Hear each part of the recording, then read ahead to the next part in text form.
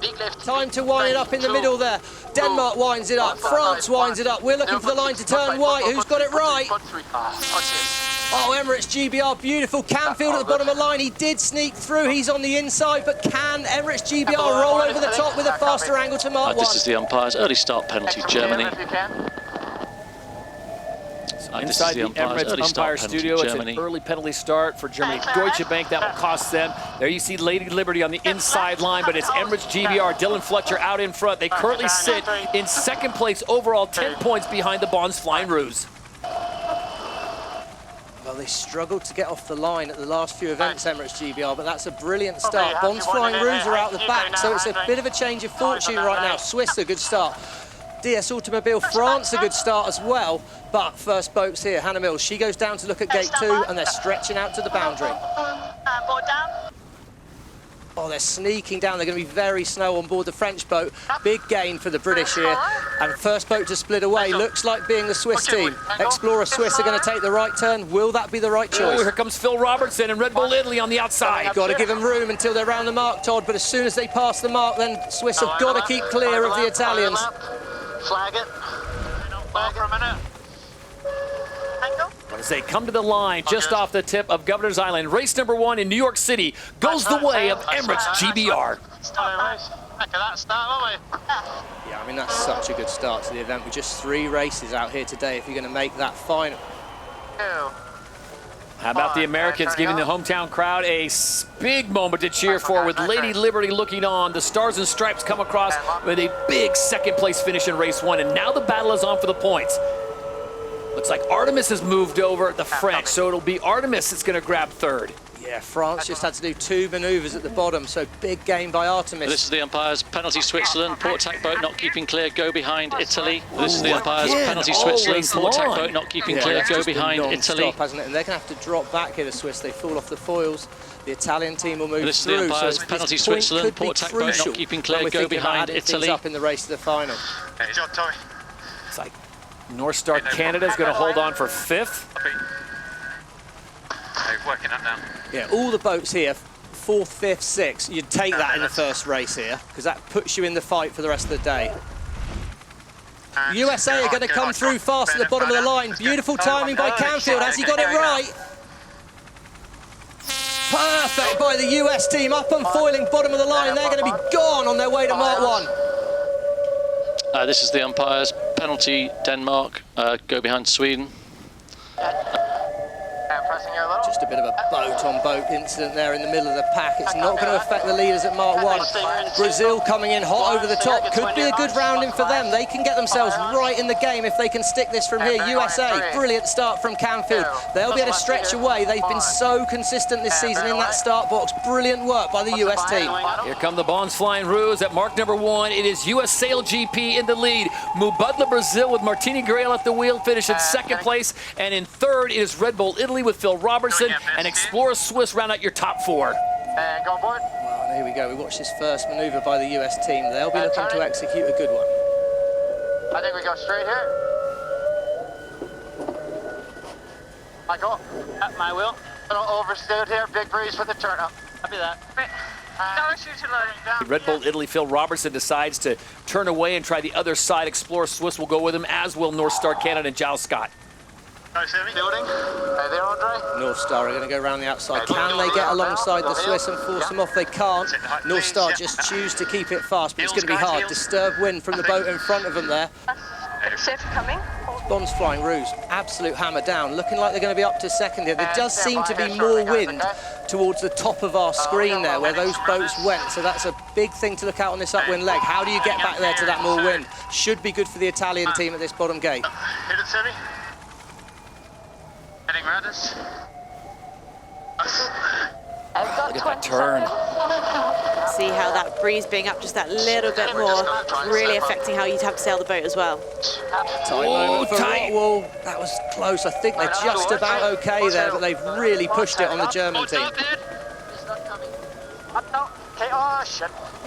Oh, They get high, they lose grip, and they slide up. Brilliant evasive work by Eric Heil there. Kept that German boat clear, but it's opened the door for the French and the British. They're overtaking boats easily there on that bottom mark rounding. Apologies for a bit of industrial language there on board Rockwell, Denmark, as they had a moment for Nikolai Sehested. Great job, as Stevie pointed out, by Germany Deutsche Bank's driver Eric Kostgaard Heil. Track. Here we go, coming up on the final gate, then the left-hand turn to the winner's circle, and it is Taylor Canfield and the US SailGP team looking good as they make this final maneuver. I mean, they've sailed brilliantly, haven't they?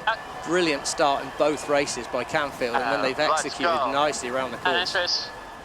So under the watchful eye of Lady Liberty, it is US SailGP that claims the win in race number 2 in New York City. Looks like the Bonds Flying Rouge, Stevie, are going to do just enough to finish in second. Yeah, I mean, that's a good recovery. They'll have a shot of things going into this final race, and we know how Slingsby loves just a chance. Canada here, they need to get across the line. They've got a penalty. Ooh. I don't think they're going to get it done, are they? Well, I think they just need to lose to the Italian boat. So there you go, penalties offer. They drop back to 4th. That'll be costly for the North Star Canada there. Emirates GBR up to 6, big gain. I like where the Bonds Flying Rouge are at the moment, if they can get the acceleration correct. Italy and Switzerland at the bottom of the line are going to struggle to keep themselves back on the start line. All about acceleration now. Good pressure in 5. Oh, brilliant by Eric Heil. There's going to be a pile-up in the pack there. Wow. Oh, look at that. No, we've had a big pile-up. Collision. Oh, that's 3 boats. This is the umpires, early start penalty, Switzerland. Oh, no. Oh, the Italians were trying to keep themselves back behind the line. I don't know if they didn't see each other or what happened there. But those boats coming in have got to keep clear of Italy, even though they were going at a fairly bizarre angle to stay back behind the line. That's disastrous for those teams. So it's Red Bull Italy, the USA, and Mubadala Brazil. Yeah, I'm good. I'm good. You guys good? Oh my god, oh my god. Ow. Good, you guys good? The Germans, they lead at Mark 1, they stretch away. Bonds Flying Rouge, well, Slingsby does deliver when there's pressure. He's moved out in front. North Star Canada well placed. And this really opens the door up for a team like North Star Canada and Giles Scott. And rolling up in 10. Yeah, it does, and I think the fleet's kind of lining up a little bit more to take this left turn, so it'll be interesting to see who's the first boat to split away here. Rolling up. Probably North Star are going to still be able to go straight. I'd imagine it'll be Rockwell. They might have a little look at taking that right turn. No, they're going to keep it simple as well. So probably back in the pack, it'll be the Artemis team that will take the right turn. They've got to make things happen, but it looks like a big gain. There's a lot of extra distance to take the right turn, but you will have clear winds, you will have space. There you go, Outridge takes it. He's got himself out of the traffic jam. That's a positive, but he's done a bit of extra distance to get there. Can they keep the speed on as we see them in front? We're getting news, Stevie, that everyone's okay, no serious injuries down on the water. That's the good news, but those boats do not look good. And we're hearing that the U.S. team has been disqualified. So there's the collision. Red Bull over the top of the U.S. SailGP team, and Mubadala Brazil, ooh, just brutal. Meanwhile, the racing continues on. Giles Scott and North Star Canada have taken control of this one. The Bonds Flying Rouge sit in 3rd place with Nikolai Sehested and the Danes in 2nd. Let's check in down on the water. Lisa, what did you see on that incident, and what is happening now as far as the conditions and the racing? Yeah, obviously it was really scary to see that happen. You never want to see boats collide, but yeah, Italy was just way too early, came up really quickly with not giving a lot of time for the other boats to avoid, but obviously they needed to know that Italy was there. So yeah, really tough to see. Brazil's been able to separate, and they're just trying to separate USA and Italy at the moment. In terms of the racetrack, it's still patchy, challenging out here, and it's shifting around a lot, so the angles that the boats are sailing is quite, but yeah, Canada's looking pretty strong out there. Australia also, this will be a really, but it's a battle. Out here, it's nobody's safe at the moment with how gusty. Stevie, I think the thing that I guess doesn't amaze me or surprise me is at the start of the day, it looked like the Bonds Flying Rouge had all the worst luck in the world. They had the damage to their boat, looks like they were, and then the first race they come out and finish in 9th place. You're like, oh, it's a, and somehow Houdini Slingsby has had a chance to pull himself into it as the Emirates Woody moment goes the way of North Star Canada. Giles Scott, when he needs it most, gets the win. It'll be Denmark, Rockwell Denmark finishing in 2nd, and the Bonds Flying Rouge will take 3rd. Yeah, I mean, Slingsby does deliver when he's under pressure, and, you know, you can only control what you can control. So the boat was obviously a problem. They had a bit of distraction. Very bad start in the first race, but yeah, I mean, you've got to admire the reset, because that's just, well, that's what a world-class competitor does, and I'm pretty sure in that that race to the final, they're going to have snuck themselves back into another final this year. Oracle Cloud, that gives us the race to the final. US SailGP team, well, we'll see if they end up with a few more penalty points. Might drop them further down than those points show at the moment. But Emirates GBR, Bonds Flying Rouge, it's a pretty stacked final. Racing for me. Campbell James says they're racing. If they're racing, they're already late on board the other teams. North Star are firing in here on the foil. 9 seconds to go. All the teams look late to me, but North Star right now are well positioned on the inside. Can Emirates GBR come in fast? I don't think so. They're going to be late. Oh, the Bonds Flying Rouge crossed the line first. Brilliant start by Slingsby, but tactically the advantage with Scott. Can he control the situation? It looks like they're going to need to be really fast because that Bonds Flying Rouge boat has got more wind, better angle, and rolling over the top. The Bonds Flying Rouge are going to lead again at Mark 1.